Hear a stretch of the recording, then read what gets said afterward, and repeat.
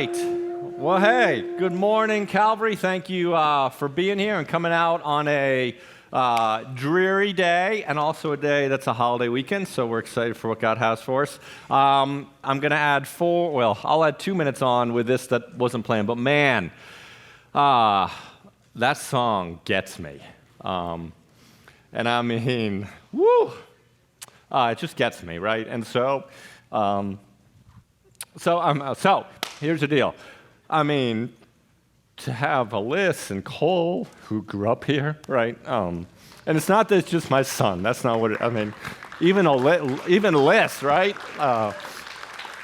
So we've had the privilege of watching these kids grow up as part of our church body, and now they're serving our church body. And that is the faithfulness of God and the goodness of God. And I'm not going to cry all day because I've done so much crying. It's like, and I'm going to say this quick, right? If you're visiting, I apologize. This is the weirdest thing, non-secret church, non-visitor friendly moment. So if you're visiting, man, God's called us to a new season that we're really excited about and feel peace about, but obviously really sad about leaving this place. And as I was singing that, and I'm just going to say it quick so I don't get caught in this, but man, the past 10 years at Calvary with you guys have been the goodness of God. And I mean that. So it's been a privilege, and we're grateful for his faithfulness, and we're grateful that, like we sang, man, the faithfulness of God does not end, right? And so he is going to continue to be faithful to this body in amazing, rich ways. And so that'll be great. And so we have an opportunity now to celebrate what he's doing in our body and to thank a bunch of ladies who put on an amazing event yesterday. If you didn't know, wow. If you didn't know this, it was Christmas in July. And so we had 40-plus women who were here.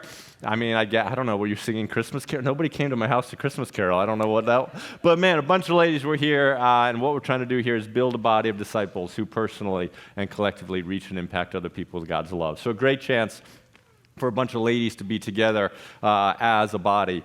And like we said, as a body, what we want to do is not just hang out on these blue chairs and make it all about us.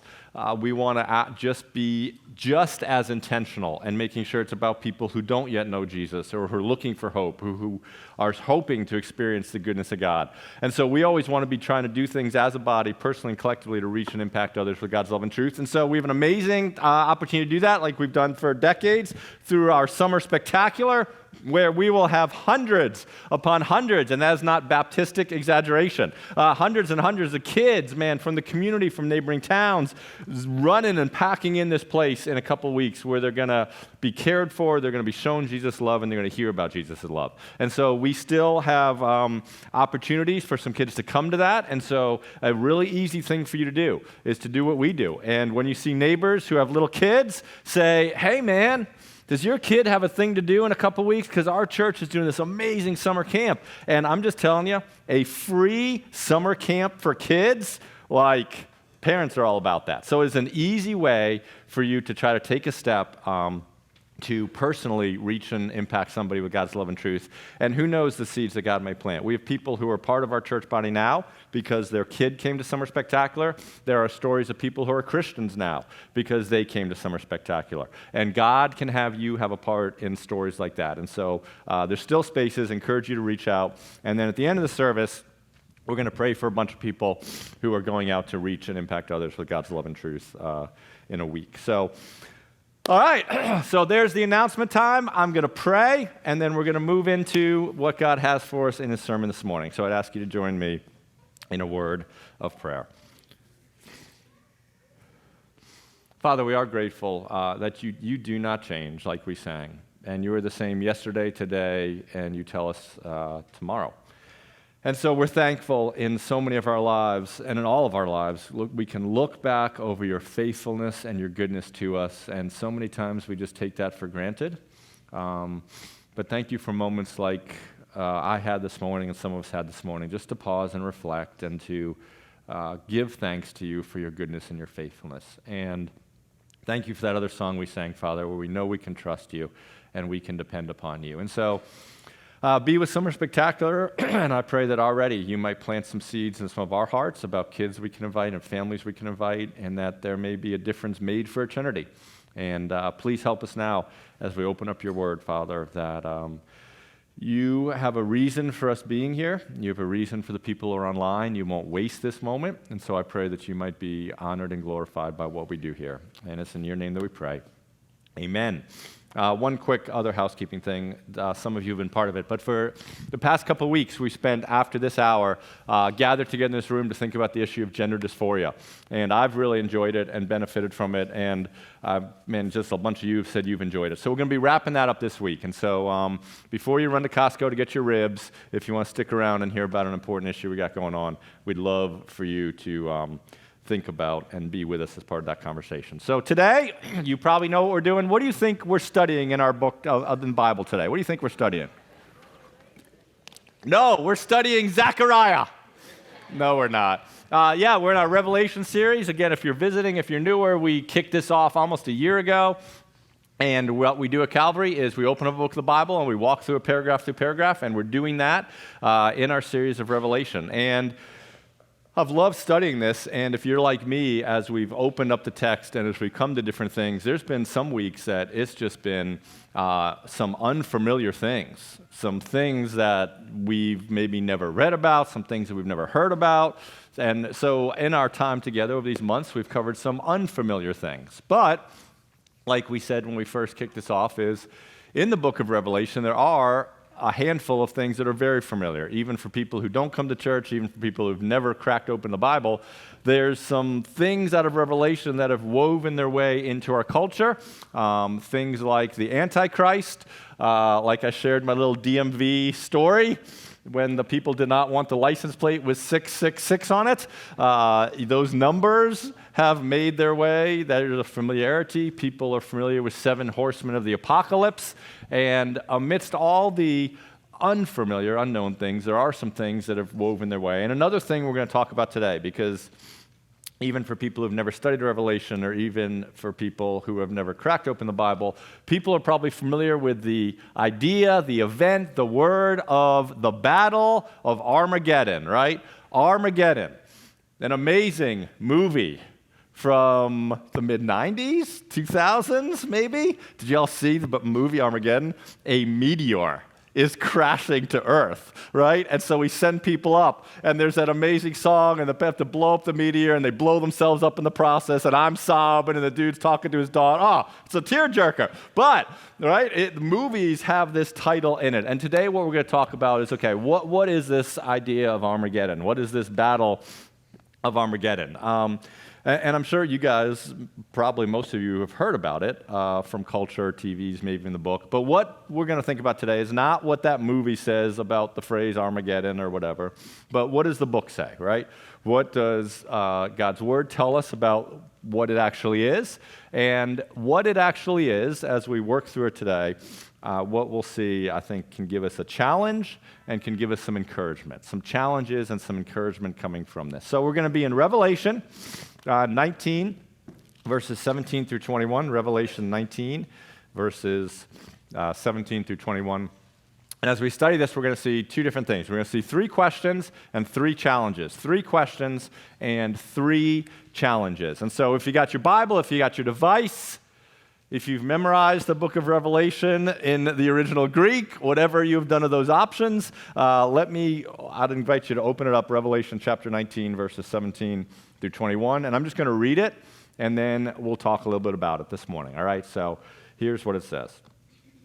Then I saw an angel standing in the sun, and with a loud voice he called to all the birds that fly directly overhead, "Come, gather for the great supper of God, to eat the flesh of kings, the flesh of captains, the flesh of mighty men, the flesh of horses and their riders, and the flesh of all men, both free and slave, both small and great. And I saw the beast and the kings of the earth with their armies gathered to make war against him who was sitting on the horse and against his army. And the beast was captured, and with it the false prophet who in its presence had done the signs by which he deceived those who had received the mark of the beast and those who worshipped its image." These two were thrown alive into the lake of fire that burns with sulfur, and the rest were slain by the sword that came from the mouth of him who was sitting on the horse, and all the birds were gorged with their flesh. The mouth of him who was sitting on the horse, we saw last week, refers to Jesus.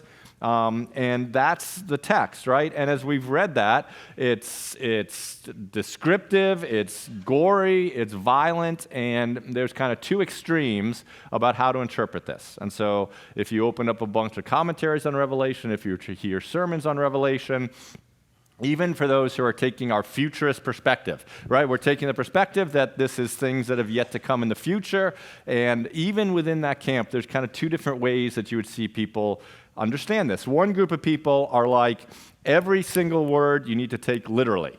And so there will actually be birds that are eating kings and people who follow kings, and you got to take it literally.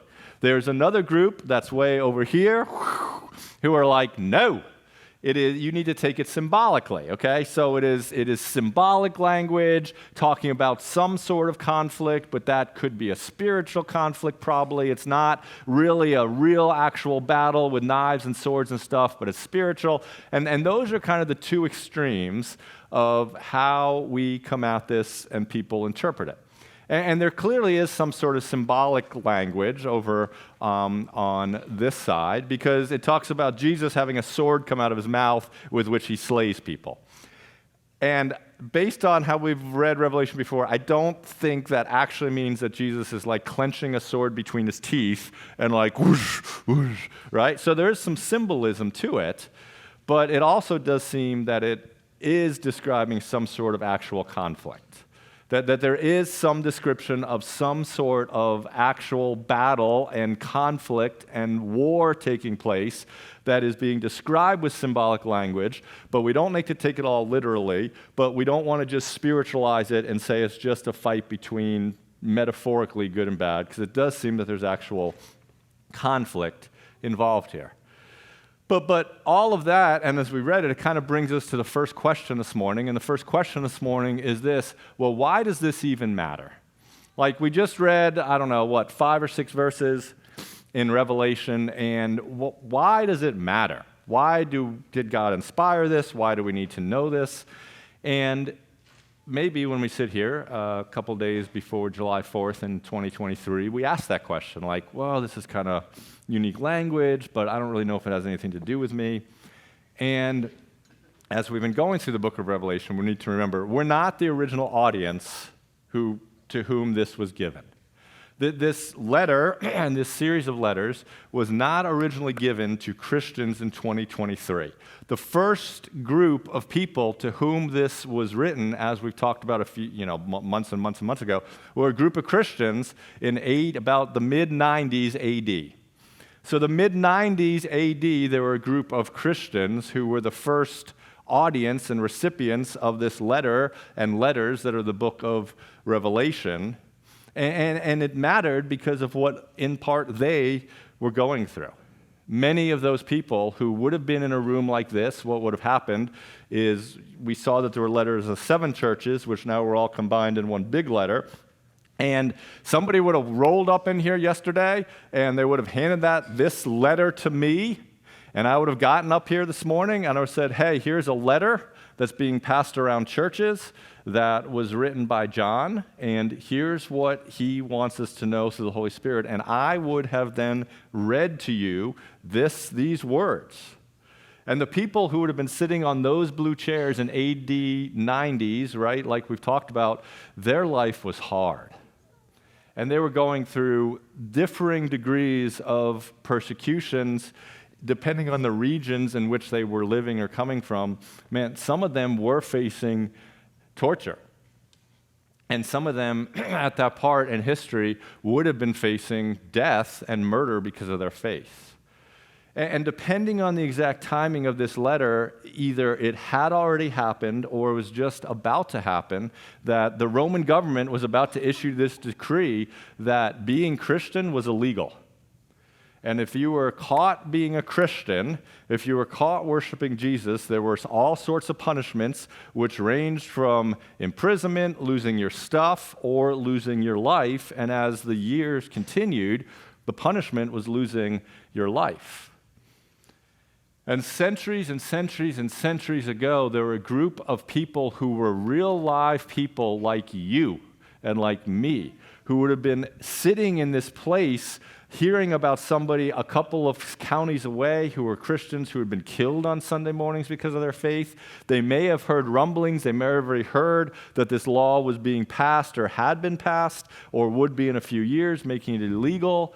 And they were in this place where they were powerless in the face of all that. They were powerless. They couldn't stop it. If a Roman guard came to arrest them or to kill them or to drag their wife away, I mean, they could try to scrap a little bit, but man, you're not going to scrap against a Navy SEAL team of Roman soldiers. They couldn't fight it. They couldn't stop it. And so it was a group of Christians who were in this moment who really all they could do was to try to live faithfully in the midst of it. And if I was to open up something right now and that you'd never heard, and if I was to start reading something to you that you had never heard, now remember, you'd never heard it. And if you had never heard it, would you know how that ended? No, that's the right answer, right? If I open up a book right now that just got published a minute ago and you did not publish it, and I start reading that to you, you're going to be listening to it, but you're going to be like, I don't know how this story ends. I don't know where we're going in this.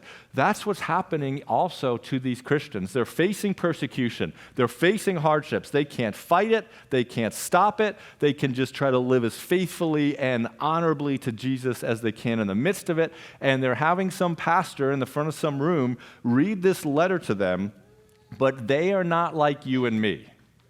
You and I have already throughout this series heard probably at least 10 times, well, I don't know, a bunch of times, the passage out of Revelation that talks about how Jesus will wipe away every tear from their eyes.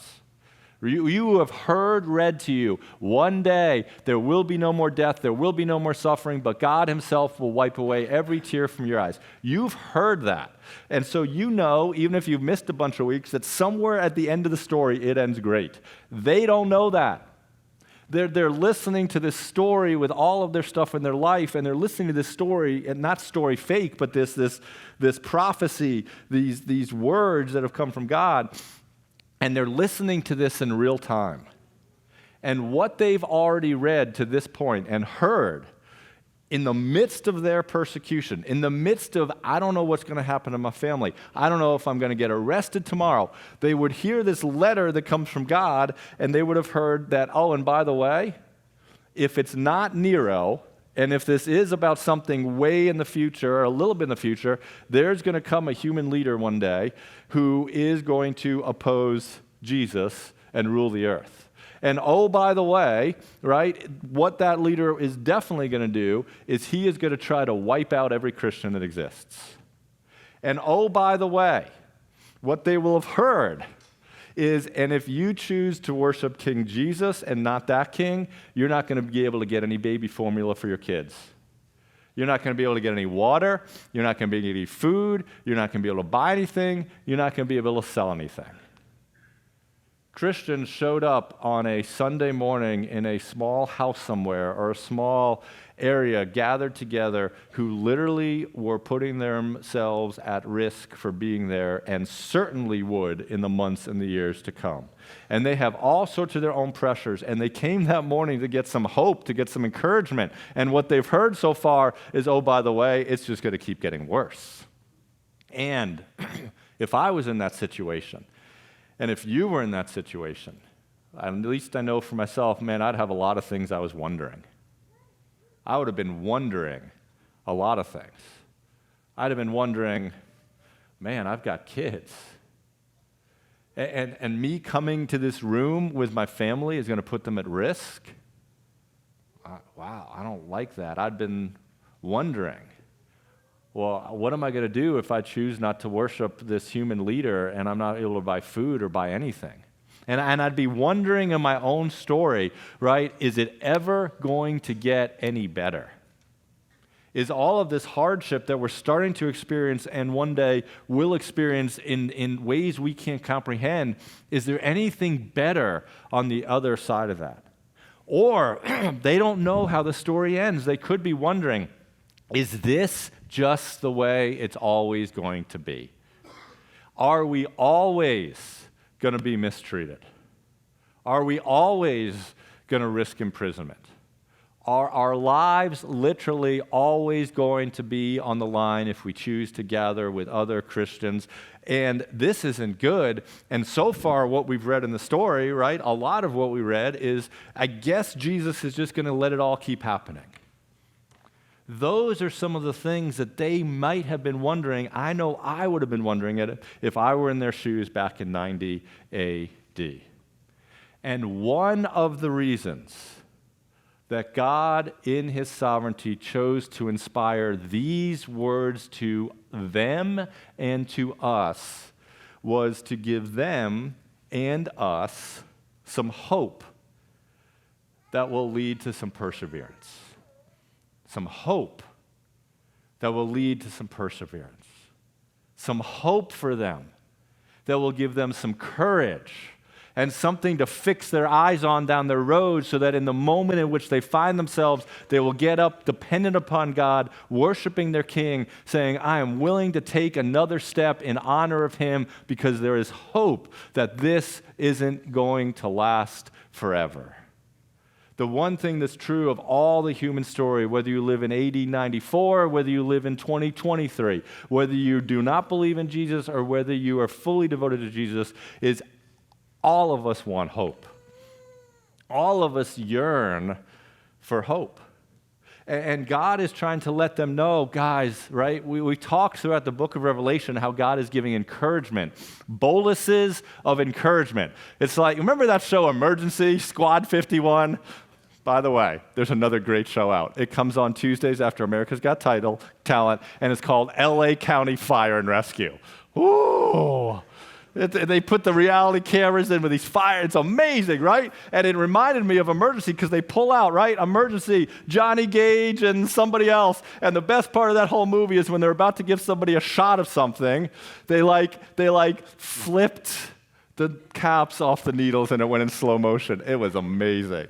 Everybody in EMS since that moment would pull out a needle when they're about to give and they go, psh, right? And they would do that in the show when they're about to give somebody a bolus of something, an extra shot of something. Throughout the book of Revelation, God has been periodically giving us boluses of hope and of encouragement. And what Jesus wants these guys to know who are going through this is, listen, I know it's hard.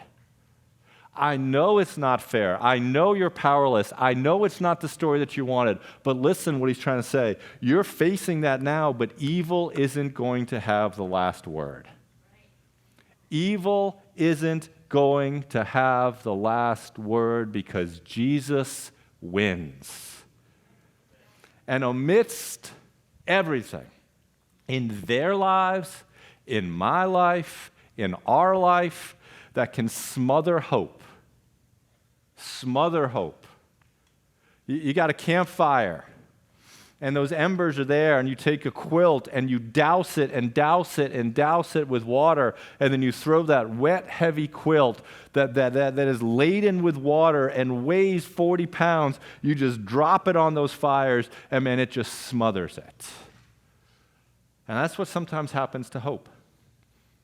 That's what sometimes happens to my hope. That's what sometimes happens to your hope. That would sometimes be what happens to their hope. And amidst all the things in their lives and my life and our lives that can smother hope, what God wants us to remember and to know is how it ends, because that is what can strengthen hope. Evil doesn't have the last word, because Jesus wins. Some of you are thinking you should end the sermon right now and sing the last song. I could, but I won't. I mean, you got up, you brushed your teeth, you looked for an umbrella. I want you to get your money's worth. That's why I do what I do. I never want you to feel shortchanged. So why does this even matter? Here's why it matters. Because God does not want us to lose hope, and God gives us reason for hope. Reason for hope.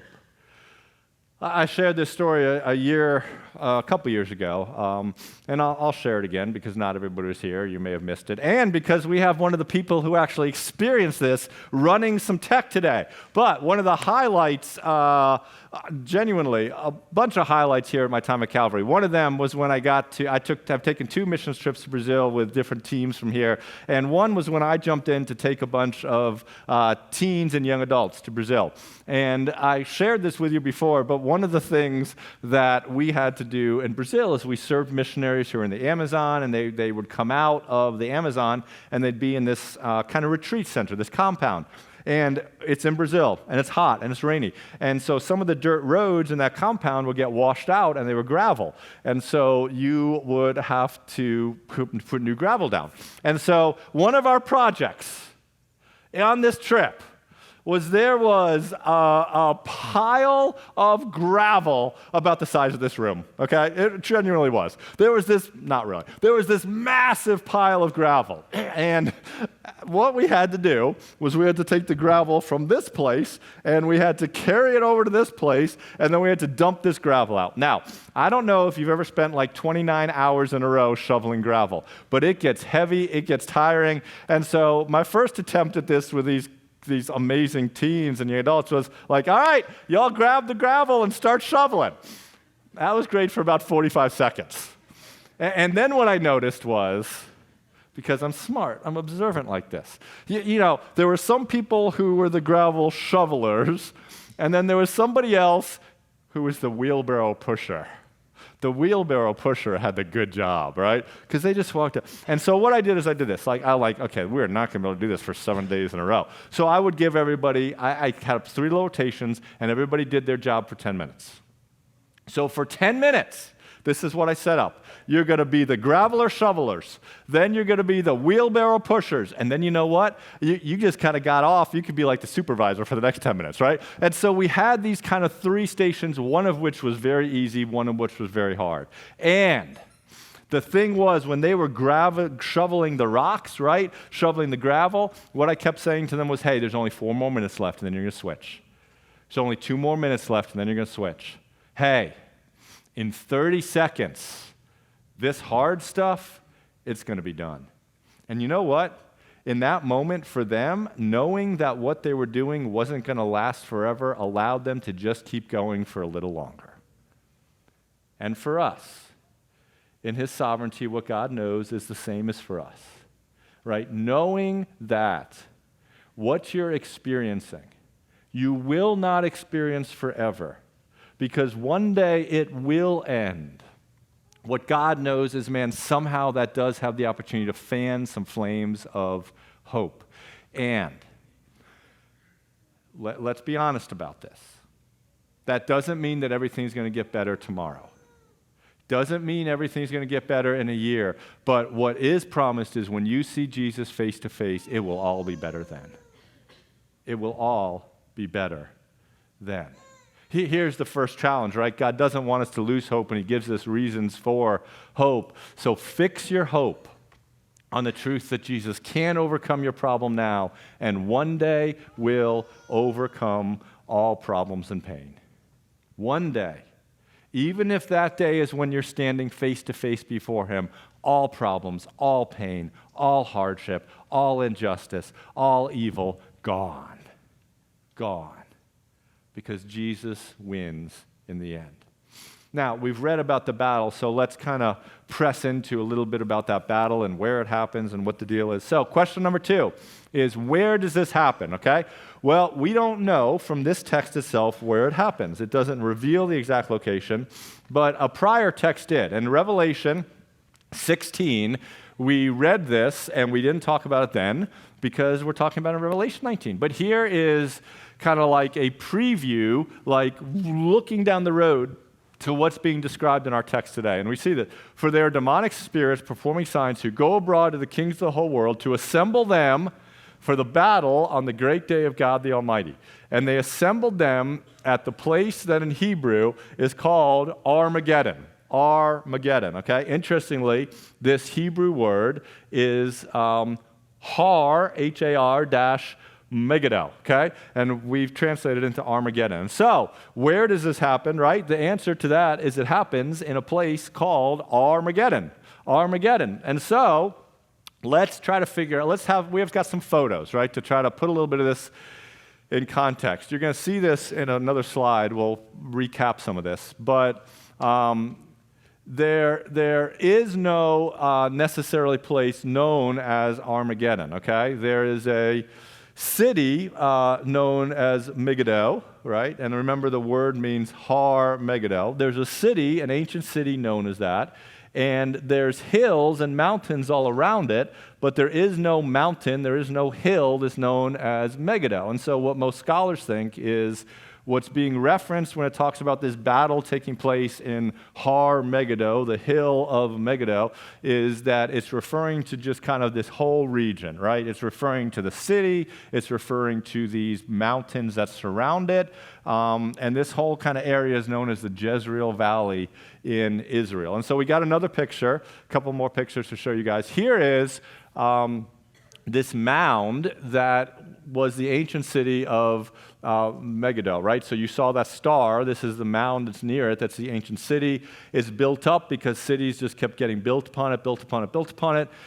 Back behind here are more hills. This is that whole valley region, this whole plains of Megiddo, the Jezreel Valley, this whole wide expanse with some of those more hills behind it. And so again, scholars think when it talks about the mountain of Megiddo, this wasn't necessarily like that back when this was inspired and written, but over time it has. They just kind of think it's this whole big circle of area. And then we have one more picture of it, that this is the expanse looking out over it. Then remember, what's interesting about this is somebody who came to Calvary was here a couple months ago, and I showed this to you then, and this is their email that they were on a trip, and they took a picture for me and sent it, and so we can see where one of our people was actually in this location. So a couple of, let's just kind of summarize what we've seen and where we've been. Like we said, Armageddon probably refers to this hill in the original language of Megiddo. And scholars think, since there isn't just one mountain named Mount Megiddo back when this was written, the hills and the valleys around it are what must be in context. There have been a ton of battles already fought in this area. This area has been referenced in the Bible before, and some of you may know these stories, some of you may not, but back in the day, there was a dude named Gideon, back in the book of Judges, who fought some battles, and one of the huge battles that Gideon fought was in that area in which you saw the photos. There was a warrior, a leader of Israel, whose name was Deborah, and she was a political leader, religious leader of Israel back in the Old Testament, and she led the Israelites to fight in a battle here. And maybe you've not heard of Gideon, maybe you've not heard of Deborah, maybe you've heard of a dude named Saul, King Saul. King Saul was actually killed in that area. And so when you read the story of King Saul dying in that battle and what happens and the way in which that death happens, that's all happening in that broader area. Napoleon, not Napoleon Dynamite, but Napoleon visited this area. He cruised his troops through there, and this is what he said about it. All the armies of the world could maneuver their forces on this vast plain. There is no place in the world more suited for war than this. Interesting. And then there was a battle, that was a battlefield for a site of some wars and some conflicts back during World War II. And so, what happens in this area? Third question, right? What happens in this area? Well, the first thing that we read is that the Antichrist leads an army to fight against Jesus. So where it happens is Armageddon, which we said is that valley and hill region. What happens there, we've read, is that the Antichrist leads an army to fight against King Jesus. Again, we're taking the position, we could be wrong, but we're taking the interpretive position. This describes a future event, that there is some symbolic language, but it is not completely all just spiritualized. That's our interpretation for today. Again, I think it's right, but it might not be right, but that's okay. But under that, what we see, it's described in verse 19. I saw the beast and the kings of the earth with their armies gathered to make war against him who is sitting on the horse and against his army.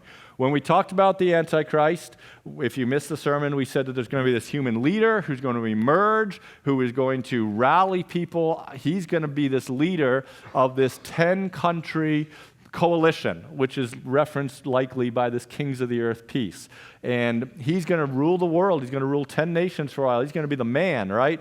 And what this describes is that when King Jesus comes back to earth, what there is no question about, what is we all agree upon, no matter what our interpretive stance, is that one day King Jesus is going to come back to earth. Like physically, literally, touching back on the earth, okay?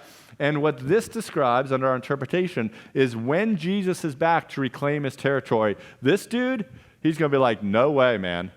Like, okay, if you're a human person, a dude now that I see in fleshly kind of, if you're here on earth physically, man, I'm getting my boys and my troops, and it's go time. We're going to rally, and we're not going to let you get your kingdom back. We're going to keep you from getting your kingdom back. And this guy, the kings of the earth, and then this guy, these people, Jesus is going to be there somewhere. And under our interpretation, what these guys are going to say is, well, we don't need to surrender.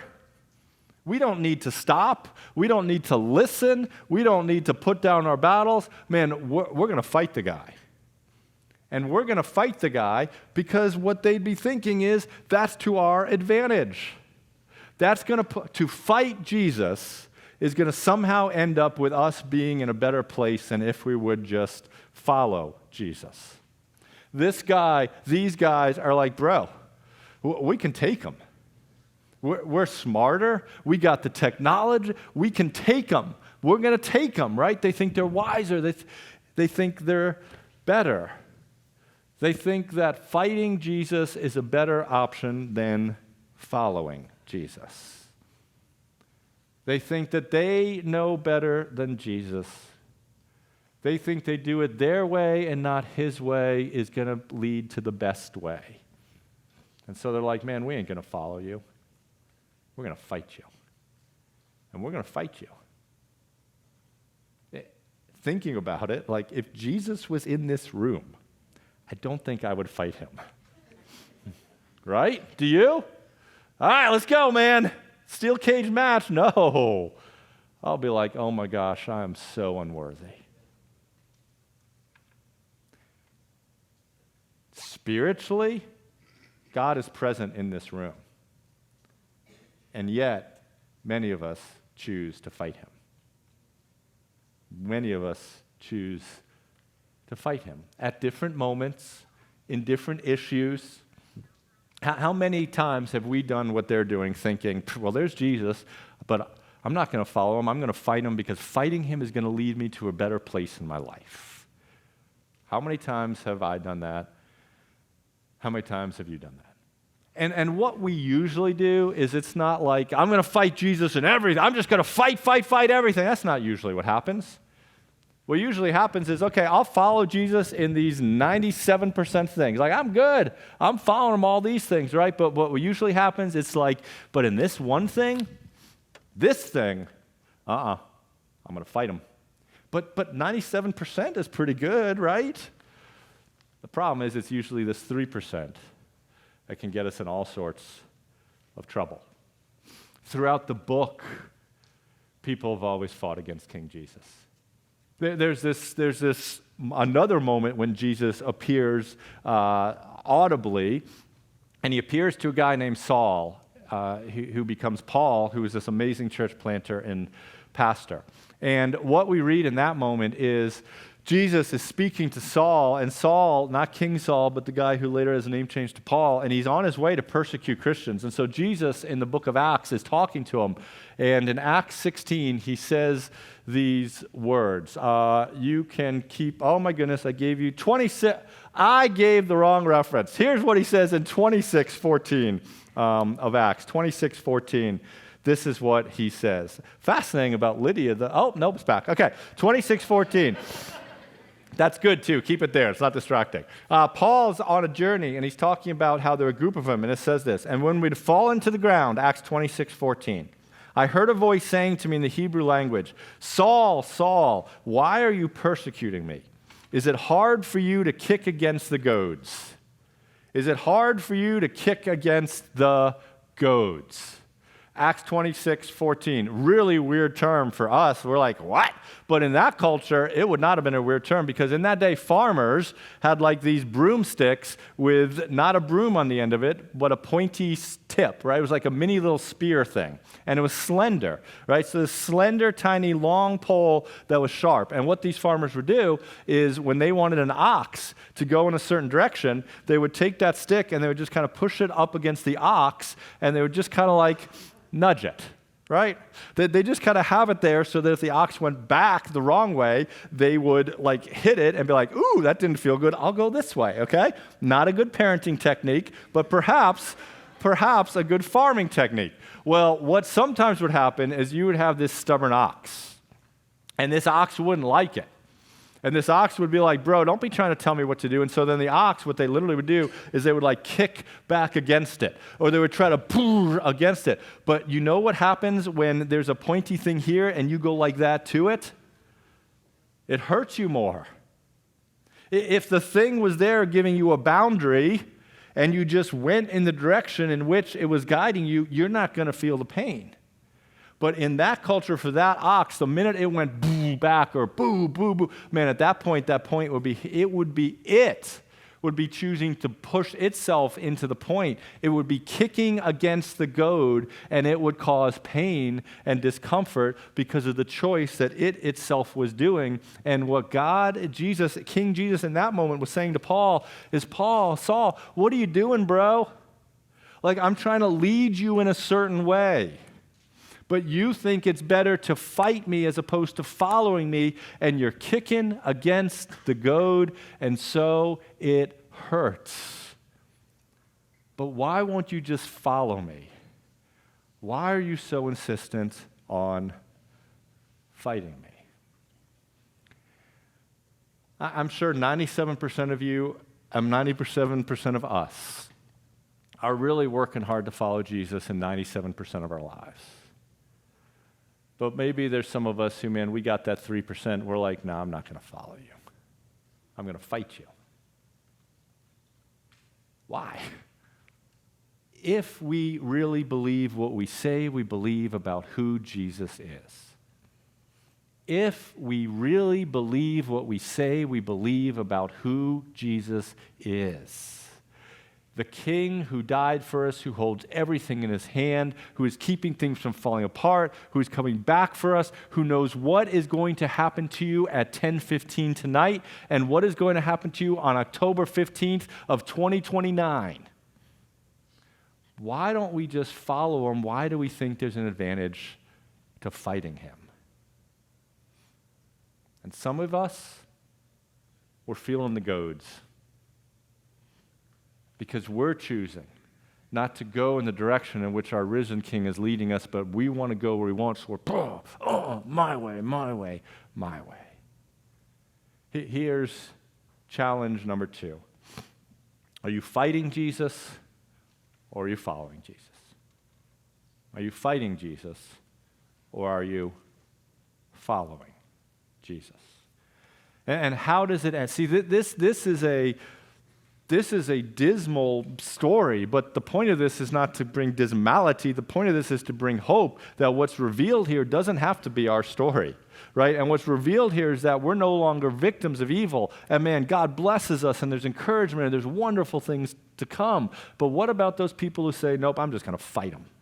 In this story, in this moment in history, what happens to these people who in this battle, in this conflict, choose to fight against Jesus?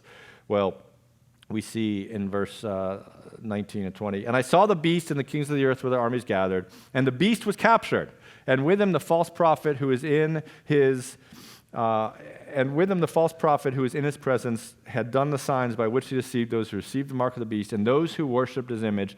These two were thrown alive in a lake of fire that burns with sulfur, and the rest were slain by the sword that came from the mouth of him who was sitting on the horse. Interestingly, if you press into this, it seems that there really isn't that much of a battle. Right? There is this idea that's woven here because it just boom. It's just like the dudes were going to fight Jesus, like dudes about to fight Jesus, and it's like bad guy captured. Boom, right? There's no like battle scene. And what most scholars think is King Jesus is like, bro, don't do it. Don't do it. And then what most scholars think, because of that language of a sword that comes from mouth, you know what they think? Jesus just speaks. Jesus just speaks.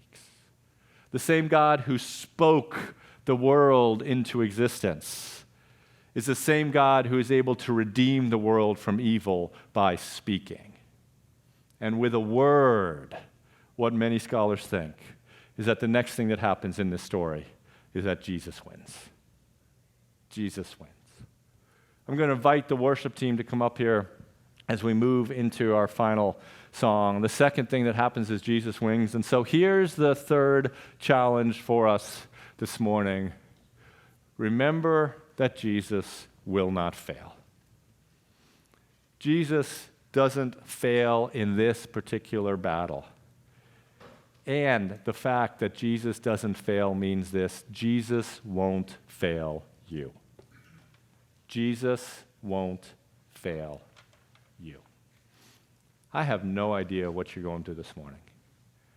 I do know that there's one verse that talks about hope deferred makes the heart sick.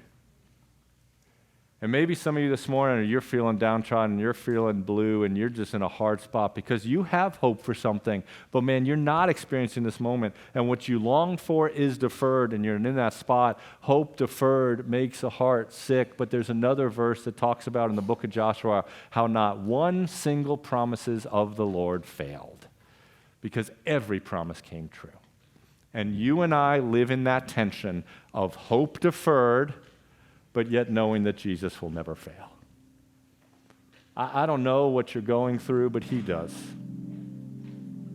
And he knows why you're here this morning. And God is a God who gives hope in order to prompt us to persevere. And if many times you could sum up the Bible in one word and how we do with these tensions of deferred hope, but Jesus never fails, it's this idea of keep pressing on. Keep pressing on. Not in our own strength, but in the strength of the Spirit. Get up and take the next step, knowing one day you're going to see him. We're going to end with a song that we sung before, Hymn of Heaven. In many ways, this has become a repeated theme, right? Because we need to remind ourselves of what that hope is going to be like. We need to sing to ourselves. We need to affirm to God. And as a body, we got to hear each other singing for us when we can't sing ourselves. When we don't know if these words are true, we need brothers and sisters in Jesus around us singing to us and with us to help propel and puff up and flame hope within us. And so I'm going to ask you to stand up, and the worship team is going to lead us as we end our time singing and affirming and encouraging one another with what one day we'll experience.